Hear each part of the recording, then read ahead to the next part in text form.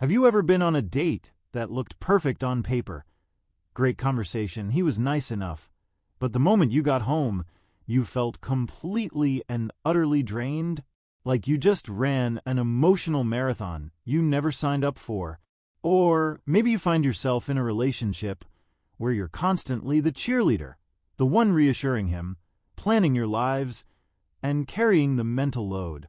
You end every deep conversation feeling more like his therapist than his partner. If you've ever ended an interaction with a man feeling completely exhausted, even though nothing overtly bad happened, then you need to understand the secret energetic dynamic at play. It's not that you're too nice. It's not even about his character. It's about something much deeper and more invisible. The first reason this happens is what I call the anxious avoidant trap. Your stable, nurturing energy is like a magnet for someone who has a more avoidant or fearful attachment style. On the surface, it seems like a perfect fit. Your giving nature soothes his underlying fears of intimacy or inadequacy. You provide a safe harbor. But here's the catch. He can never truly reciprocate in the way you need. He's not capable of it, because his pattern is to pull away when things get too close or emotionally demanding. This creates an exhausting cycle where you are constantly pursuing connection and reassurance, and he is intermittently withdrawing, leaving you to pour more and more energy in just to feel a baseline of security. It's a pendulum that never stops swinging. The second secret reason is that you have become his external validation engine. This man lacks a strong, internal sense of self-worth. He doesn't have a reliable voice inside him that says, "You're capable, you're good enough, you've got this." So, he looks for that voice externally, and he finds it in you. Your attention, your admiration, your care, it all becomes a substitute for the self-esteem he's missing. He uses your energy as his fuel. The problem is, it's a leaky engine that can never be filled.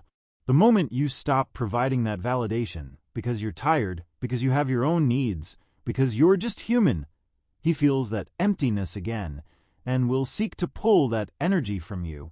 You see this when he constantly needs you to reassure him about his job performance, his looks, or even the smallest decisions he makes.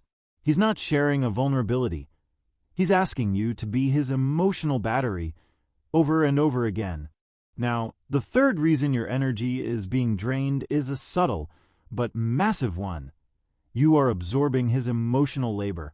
This goes beyond just listening to his problems. This means you are the one constantly carrying the mental and emotional load for the both of you. You're the one monitoring the health of the relationship, carefully navigating his moods, remembering important dates, and initiating all the plans to keep your social life afloat. It's the invisible work of managing another adult's emotional world, and it is utterly exhausting. You start to feel less like a partner and more like a project manager or an emotional concierge, responsible for ensuring everything runs smoothly for him. And the moment you stop, the entire structure wobbles, because he was never holding up his side. Finally, we have the fixer dynamic, and this one is particularly seductive for a natural nurturer. You see the amazing man he could be, that diamond in the rough, and you pour all of your energy into helping him unlock that potential. You offer solutions, you send him job posts, you boost his confidence, you try to help him heal his old wounds. This role gives you a powerful sense of purpose and mission in the relationship.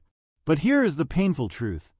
By taking on the role of his fixer, you are inadvertently preventing him from taking full responsibility for his own life. He never has to develop his own problem-solving skills or do the hard internal work because you're always there with the tools.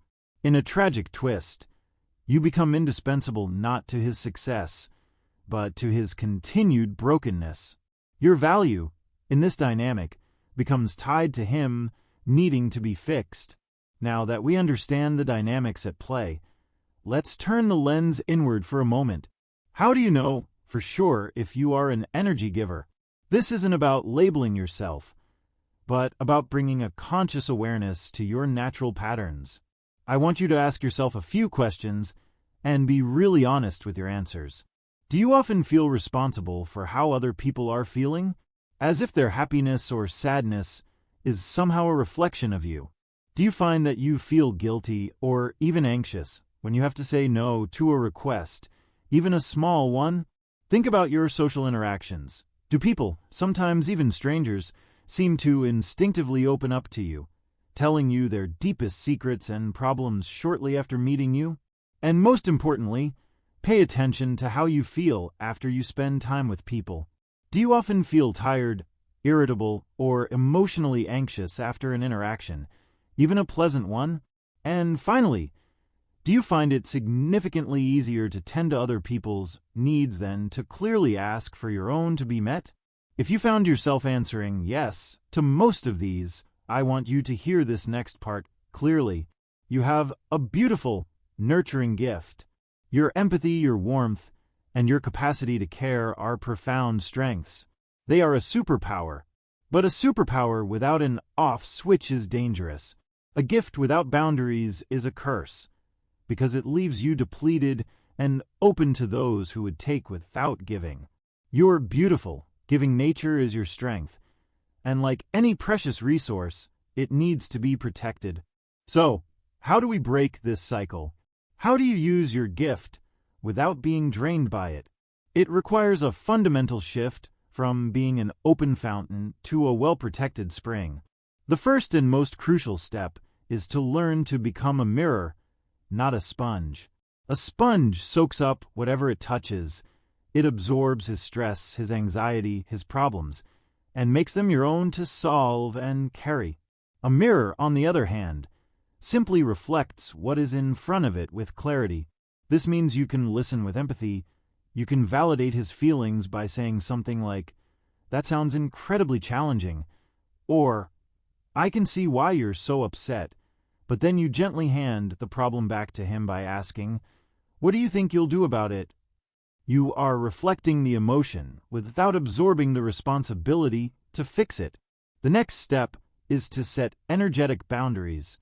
I want to be clear. This isn't about building cold, hard walls around your heart. It's about consciously managing your energy output. This looks like limiting the amount of time you spend with people who you know are draining, without guilt. It means not feeling you have to answer texts or calls immediately, reclaiming your time and attention.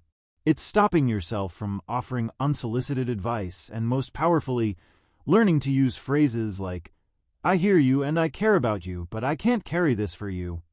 This establishes a clear line between support and enmeshment, and you cannot do any of this effectively if you are running on empty, which is why step 3 is non-negotiable. You must fill your own cup first. You have to become your own primary source of fuel. This means you must actively prioritize your own joy, your hobbies that have nothing to do with him, and sacred moments of solitude. A very practical way to do this is to schedule non-negotiable time for yourself each week, just as you would an important meeting, and protect that time fiercely. This is how you rebuild your reserves. All of this culminates in the final step, raising your energetic cost of admission.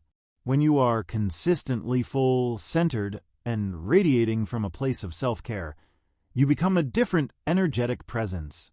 You naturally attract people who are also full and capable of a balanced exchange. Conversely, you become far less interesting to energy vacuums because they can sense they can't easily get the unlimited validation they're looking for from you.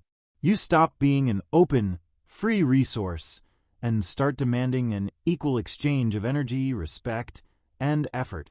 You stop attracting projects and start attracting partners. So let's be clear.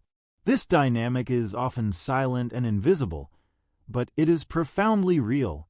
You are not crazy for feeling drained and exhausted. You are not being dramatic or too sensitive. You are an energy giver who has, likely without even realizing it, been feeding an energy vacuum. I want to leave you with this final thought. Your energy is not an infinite resource. It is your most valuable currency. It is the very essence of your joy, your creativity, and your peace. It is what allows you to show up as your best self in the world. And because it is so precious, you must learn to protect it fiercely. The most profound shift happens when you stop being the primary source for everyone else, and you become the radiant, unshakable source of your own life. And that, more than anything else, is the most magnetic and attractive energy in the world. If this conversation resonated with you, if you saw yourself in any of this, I'd be so grateful if you would like this video and subscribe to the channel for more insights on conscious relationships and personal growth. And I'd really love to hear from you in the comments below. Tell me, what was your biggest aha moment from our time together today?